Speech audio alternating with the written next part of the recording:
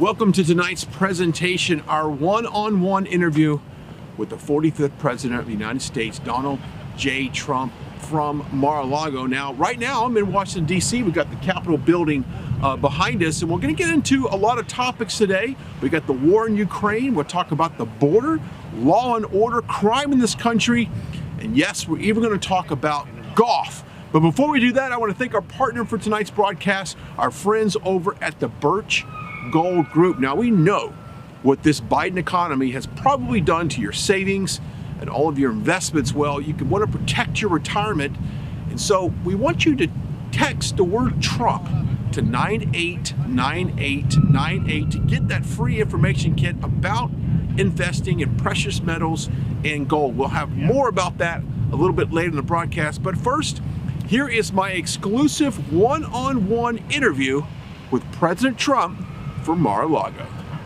Mr. President, once again, thank you so much for your time that you're going to spend with us tonight. First question, I want to get into the war in Ukraine. Now, under your administration, there was world peace. We didn't have all this chaos in the world. Now it seems like it's escalating even to Crimea is even in the question. You've said before on social media and at speeches that you have a solution, and you said, hey, this can be negotiated. How do we do that? Well, first of all, it should have never started. It would have never started had I been president. There was no chance of this war starting. And frankly, I don't think Putin wanted to do it. I think he was sort of forced in by the statements being made by Biden. And it's something so sad to see, because no matter what happens now, it can never be like it could have been, with nobody dead and with no cities demolished. Because you look at some of these cities, they're absolutely in ashes. This one city, they were flying over it. There was not one building standing. So it should have never, ever happened, but it did happen. With that being said, it can be negotiated, I think, within 24 hours. It really has to be done from the office of the president. And you have to get them both in a room. And there are things you can say to each one of them, which I won't reveal now, which will guarantee that this war will end immediately. And they have to do it, because what's happening is a horror. It's a horror. And far more people are being killed than what they're talking about. You know, they're talking about numbers that are nothing by comparison to what the real numbers are. When they knock down those big apartment houses, and when they knock out cities and they say 2 people died or 3 people were hurt, that's not right. So I think the numbers are far greater. That'll be revealed at a later date. But we have to do something about it. That war has to stop, and it has to stop now, and it's easy to do. We talk to a lot of Americans, obviously, and they are concerned about we just keep sending money. It's a blank check, that there's no audit, there's no checks and balances. Obviously, you would be for auditing Ukraine. Sure. Yeah. Well, I think we're sending probably at least 10 times what Europe has sent. I believe we're really at $107 billion, maybe more than that. And Europe is at a tiny fraction of that number. And obviously, Europe's affected much more than we are. They're right there, they're closer. You look at Germany, it's always been very hard to get them involved, and others have been very, very difficult to get them involved. And the numbers are not fair. It's just not fair to the United States. And I feel horribly for the people of Ukraine. I feel horribly for the people of Russia. I mean, everybody's suffering, and it's got to get solved. But when you look at the United States, with maybe 10 times the amount, it's a number that's astronomical, the difference. It's very much like NATO. When I got involved with NATO, most of the countries weren't paying, or they were not paying their fair share. There were only 7 countries that were paying their fair share. And I said, that's not going to be. And within a short period of time, we had hundreds of billions of dollars being sent in. And nobody else was able to do it. Not Bush, not Obama, nobody. And I got it done. I had one meeting, and then the second meeting I went. I had to get a little, I had to gain a little bit of knowledge, but I did notice, I said, why aren't these people paid up? I used the word delinquent. They were delinquent. And when I went in the second time, I said, look, we have a problem. Nobody's paying. You're not paying your fair share. The United States was paying for everybody, in a sense. I mean, I believe the United States was paying close to 100% of NATO. So ridiculous. And it really is a protection of Europe. And so I would say that, we got to be smarter. And the money they have is money that I got. The reason they have money right now, I believe we got $440 billion paid into NATO in a fairly short period of time. They asked the question, well, does that mean that if we're not paid, the United States will not defend us against Russia if something should happen? I said, you mean you're not paid up? Yes, sir. They said, that's what it means. We will not defend you. And money poured in like nobody's ever seen. And the Secretary General, the gentleman that runs it, Stoltenberg, who's a good man, he said, I think he's my biggest fan. Now, he may not be anymore because, politically it may not be correct for him to say, oh, Trump was great. What he said was, there's never been anything like it. I've never seen anything like it, because he's been there a long time and other people before him. And you take a look and you ask him, and you should ask him, because if his answer is the same, he said, I never saw anything like it. It was amazing. So they have the money to do what they're doing now because of what I did with the countries that were not paid. All right, let's shift our attention over to the southern border. I think more Americans are more concerned about what's going on our southern border. Once again, under your administration, we had low border crossings, really relatively no drugs coming across the border. Now, over 300 people a day die of some kind of fentanyl poisoning. What's your plans on the border, obviously, to restore the wall, but many are asking for some type of war on the drug cartels, and if that was possible, but what's your thoughts on that? So we had the safest border in the history of our country, or at least recorded history. I guess maybe 1,000 years ago it was even better, right? But we had the safest in the history of our country. I built hundreds of miles of wall. I got Mexico to give us 28,000 soldiers free by using our economic power. And I had a great relationship with the president of Mexico. But using our economic power, we were able to get 28,000 soldiers for nothing. And we created Stay in Mexico. We also created a system that nobody thought possible. If you're sick, you can't come into our country. And nobody even knew about that but me. And we had the safest border in history. We had the lowest drug numbers, I think, in 37 years. And they were going down to very little. And I even worked with China. I spoke to President Xi, and I said, you have to do something about the fentanyl that you're making and sending through Mexico. And he was doing that, and he was starting to do it. And I said, you have to criminalize it, meaning death penalty for those people that make it. And he was going to criminalize it, and he had started, and then we had a rigged election. And the other people took over, and it's the worst border we've ever had. I believe it's the worst border in the history of the world for any country, because there's no country, even a third world country, that would allow people to pour in like they're pouring in now. And I believe the real number could be 15 million people, not 3 or 4 million. I believe it's 15 million. And they're emptying their prisons, and they're putting in people in their jails and prisons. They're putting them into our country. And they're putting their mental patients, and from their mental hospitals and those kind of places, they're dumping them into our country. They're saving a fortune. By the way, I'd be doing exactly what they're doing. They're saving a fortune. They're taking their mental patients out, they're taping their prisoners out, and they're putting them into the United States. They're putting people that aren't very good workers into the United States, people that haven't been productive. We're taking everybody. It's killing our country. All right, we come back. We're going to ask the president about the media that has never been fair to him. Stick around. We'll get back to the interview here in just a second, but we've been talking about our friends over at the Birch Gold Group for quite some time now with this Biden inflation and everything. The cost of living is skyrocketing. Your investments have tanked. And of course, the markets are very volatile. You can solve all of that by diversifying your portfolio with gold, silver, and other precious metals. Our partners for tonight's broadcast is the Birch Gold Group, and they want to help you transition from a traditional IRA into a gold-backed IRA. So you can do just that. Just simply text the words Trump to 989898, and they will send you a free information kit. It's easy, there's no obligation, and you know what? You got to secure your financial freedom in case of market disasters. Gold has historically been on point. So once again, text the words Trump to 989898. That's the Birch Gold Group. Now back to our exclusive sit-down with President Trump. Okay, Mr. President, back in 2015, our CEO, Joe Seals, formed Right Side Broadcasting to do nothing but become a platform for you, your rallies. We showed the crowds, we turned the cameras, we did from start to finish. But we only wish everyone was like us. And we think that really the media has not covered you remotely and fairly. They've covered up stories. They didn't cover certain stories. What do you think the media is going to be like in 2024? Have they changed at all in the way they cover you? Well, not only the media, the FBI goes in and tells Twitter, don't cover, and it's misinformation. The laptop was misinformation or disinformation. They use both words, which are pretty much the same when you get right down to it. But what's happened is not even thinkable in our country. The media is fake, it's corrupt, it's bad. Not all of it, but a lot of it, most of it.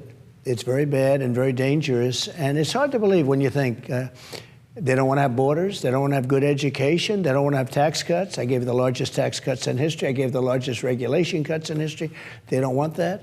They don't cover things like the disaster of Afghanistan, that horrible, horrible period of time, which is the most embarrassing time ever. You don't see anything about that. That was just a short story. That was the worst. I believe it was the most embarrassing time in the history of our country. No, the media is very corrupt, so you have to fight through it. The advantage you have now is that, because I used to get a lot of press for 2016, but they had no idea. You know, we sort of snuck up on them. Would you did. say? We snuck in there, and they had no idea. They said, we'll never let it happen again. I mean, they were on record as saying, we'll never let that happen again. Right after the election, they couldn't believe it. But I got tremendous coverage, and then for 2020, they were nasty no matter what you did. It didn't matter how big a success you had, they were nasty. And that continues to this day. And they won't cover positive things. And if something's negative, they'll make it extremely negative. They lie, and they put it out. But I think we're getting the word. I mean, we do your shows, and we do a lot of other shows. And Truth Social's been great. Truth Social has been amazing. I mean, it's been one of the great, I think, things on that whole world of I call it the world of sort of semi-make-believe, because who would think that there's value and, you know, the value that's been created, but it's been fake media. Truth Social's been real media. It's been real. And I get my word out very well through Truth. And as you know, Twitter just took me back, and Facebook just took me back, and Instagram, and they want me. But, you know, it's not exciting like it used to be, because there's no dialogue, there's no people fighting a little bit, mentally fighting. And it's really, I don't think they're the same. They're not the same like they used to be.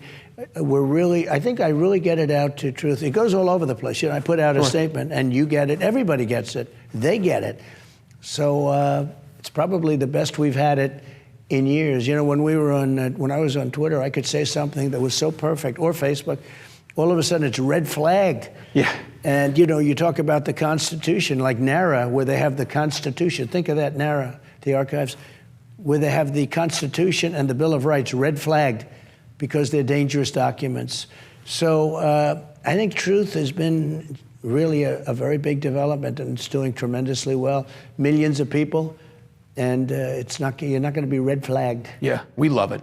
We love it. I know you do. All right, let's turn our attention to law and order. I mean, there's so much crime, not only in the big cities of America, but it is pushing out into the suburbs. And I've always said, no matter what rights you have, if you don't have the right and you're not comfortable and you don't feel safe, then nothing really else matters. What would be your plan to attack the crime that is out of control in really every American city? So one thing you have to do is you have to attack drugs. You know, if you look at it, so much of the crime is caused by drugs. You look at some of these people going in and they rob stores with guns, and they don't even know where they are. Drugs are a big problem. And we were getting that down to a level that we haven't seen in decades. The other thing is you have to be tough. If somebody's robbing a store, you have to do what's necessary. When you see thugs coming out by the hundreds out of department stores where they're just breaking in and the police are standing there not doing anything, they want to do something, but they're not allowed to. They don't want to lose their job, lose their pension, lose their house and their family, because they take very strong measures against people that are doing their job. And so you have to give police back their authority. Now, you had a case in Memphis which was so terrible, but that has to do with 5 or 6 people that just went crazy. I mean, whether you had regulations or not, I don't think it would have mattered. They went crazy for whatever reason. They just went absolutely bonkers. But you have to give the police back their authority. There are very few cases like Memphis, relatively speaking. You know, you never hear about all of the great things that happened, the good things, the law and order, the prevention of crime. But the police have to be given back authority to stop the crime. We are in a crime wave in this country, the likes of which we've never seen before. And a lot of it has to do with Democrats running the cities. New York is a disaster. It's a disaster. Chicago is a disaster. Atlanta has got one of the highest murder rates, I think per capita, the highest. And all they do is come after other people for other things. It's really an unfair situation and a dangerous situation. And you'd almost say, how does a country survive? You know, you talk about all these regimes and everything where they don't have crime. They're rough and they're tough and they're not good and it's a bad system. But they show these clips of what's going on in Chicago and what's going on in New York. No cash bail, no cash bail. Who would think of it? Murderers have no cash bail. But they show these clips all over. And other countries don't view our country the same way anymore. So you have to get tough. And what I would do, and I did it to a certain extent, but you're supposed to let the governor or the mayor take care of their problems. But in Minneapolis, as an example, I sent in the National Guard. The governor didn't approve it. I sent it in. You have to do it. They're going to rip down the whole city. That city was going to be gone. And I saw CNN standing up, and the guy's talking about, well, this is a friendly protest. And behind him, the entire city was on fire. I said, these people are crazy. So it's Democrat-run cities. You don't really have that in the Republican-run cities. It's incredible to watch. So you need law and order. Yeah, we all need it. Okay, last weekend you were in Columbia, South Carolina, and after your great leadership segment where you rolled out your team there, you made a stop at a local ice cream business there, and you had a moment where an employee took time and asked if they could pray for you, and she said a small prayer over you and your campaign. How does that make you feel that America is literally praying for your safety and they're praying for this country and that you get back in the White House? What a great woman. She said, may I pray for you? And I sort of said, what? You know, we're standing in the middle of this place. And it was a nice place with a wonderful owner and wife and very proud of it and crowded. And there was a lot of love. There was all love. I don't know if you were there. It was great. It was all love. There wasn't somebody in the back of the room doing bad things. It was just pure love for the country and for the former president. It was incredible, actually, to see. But the one woman wanted to pray, and she did. And I guess that got a lot of publicity. It went viral. Because there were a lot of cameras going when she was doing it. And she was terrific. No, it makes you feel very good. And it makes you also feel good to see a business like that where it's safe and secure and the food's good and all of those things, as opposed to the other alternative, which is no good. Which is not good at all. All right, we come back. We're going to play something called 5 with 45. That's coming up after the break. Stick around. We'll get back to our exclusive sit down with President Trump from Mar-a-Lago, but let's talk about our friends over at the Birch Gold Group. We've seen what the inflation has done to the economy. We've seen the global markets, what the effect of that has done on your 401k. It's probably now a 201k. But the Birch Gold Group wants to help you take that first step in getting into gold, silver, and precious metals, and they have made it very easy for you to do. Just simply text the words Trump to 989898 and get that free information kit. There's no obligation for that, and gold historically has performed very well. So let's protect your retirement. Let's get into gold and contact our friends over at the Birch Gold Group. Just text the words Trump to 989898. Now, back to our exclusive sit-down with President Trump from Mar-a-Lago. All right, welcome back. Let's play a game called 5 with 45. And I've got 5 quick questions. You just give me one-word answers if you could. All right, number 1, if you could use one club to play a round of golf, what club would that be? It would be the 5-iron. Okay. If you could play a round of golf with anyone dead or alive, who would that be? My father. There you go. Favorite artist or song that's currently on your playlist that you play at Mar-a-Lago or perhaps at the rally? I have so many, but you know, Lee Greenwood has done such an incredible job with our opening song. And I will tell you, we love Lee Greenwood. We do love him. All right. When's the last time you drove a vehicle? Well, I've been doing this stuff now for 6 years, so about 6 years ago. Here you go. Final question, who you got in the Super Bowl this year? Eagles or Chiefs? Well, two really great teams. I mean, they really did it. I think I won't because politically I like both areas and they like me, and I better not get myself in trouble. But I will say you have two great teams, and maybe the two teams that most expected to be there. So it's going to be a great game. I think it's going to be a great game. All right. On that note, thank you, Mr. President, for your time as always. God bless. Thank you very much. Thank you. What a fantastic sit down we had with President Trump there at Mar-a-Lago. And now we kind of know what direction he's going in his campaign. It is about law and order. It is about securing our border. And it is about ending the war in Ukraine. Hey, I want to thank our partners for today, the Birch Gold Group, for really stepping up and being a proud presenter of this broadcast. And if you have any questions about your IRA or perhaps getting into a gold-backed IRA, the Birch Gold Group can do just that. Simply text the words Trump to 989898 for your free information kit. Well, it's a beautiful day here in D.C., our nation's capital. The capital behind me as we enter this 118th session of Congress. Until next time, goodbye and God bless.